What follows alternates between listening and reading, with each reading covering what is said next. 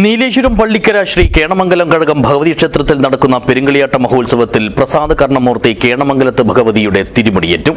വ്യാഴാഴ്ച നടന്ന വരച്ചുവെക്കൽ ചടങ്ങിലാണ് ഭഗവതിയുടെ കോലധാരിയെ കണ്ടെത്തിയത്. ദിസ് ന്യൂസ് സ്പോൺസർഡ് ബൈ ഉയർന്ന ഗുണനിലവാരം, തികഞ്ഞ വിശ്വസ്തത, ജനതാ പാൽ. രാവിലെ അരങ്ങിൽ അടിയന്തരത്തിന് ശേഷം കേണമംഗലത്ത് ഭഗവതിയുടെയും വിഷ്ണുമൂർത്തിയുടെയും പ്രതിപുരുഷന്മാർ അരങ്ങിലിറങ്ങിയതോടെയാണ് വരച്ചുവെക്കൽ ചടങ്ങ് ആരംഭിച്ചത്. തുടർന്ന് ജന്മഗണേശൻ ജയകൃഷ്ണൻ പള്ളിക്കരയുടെ സാന്നിധ്യത്തിൽ കെ രാമകൃഷ്ണൻ ജ്യോത്സ്യരുടെയും വിനോദ് ജ്യോത്സ്യർ ചെറുവത്തൂരിന്റെയും ഗംഗാധരൻ പണിക്കരുടെയും നേതൃത്വത്തിൽ പ്രശ്നചിന്തകൾ തുടങ്ങി. ക്ഷേത്രം അന്ത്യതിരിയൻ പള്ളിപ്പുറം രാജൻ രാശിക്കളത്തിൽ സ്വർണവും പൂവും നിക്ഷേപിച്ചു. സ്വർണത്തിന്റെ സ്ഥാനം നോക്കി പെരുങ്കളിയാട്ടത്തിന്റെ രാശിഫലം പ്രവചിച്ചു. ശേഷം പ്രധാന ദേവതയായ കേണമംഗലത്ത് ഭഗവതിയുടെ കോലധാരിയെ കണ്ടെത്തുന്നതിനുള്ള രാശി നടന്നു.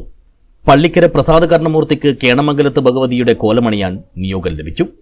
പെരുങ്കളിയാട്ടത്തിന്റെ സമാപന ദിവസമായ മാർച്ച് 9 ഞായറാഴ്ച പകൽ 11-നും 11:30-നും ഇടയിലുള്ള ശുഭമുഹൂർത്തത്തിലാണ് കേണമംഗലത്ത് ഭഗവതിയുടെ തിരുമുടി നിവരുക.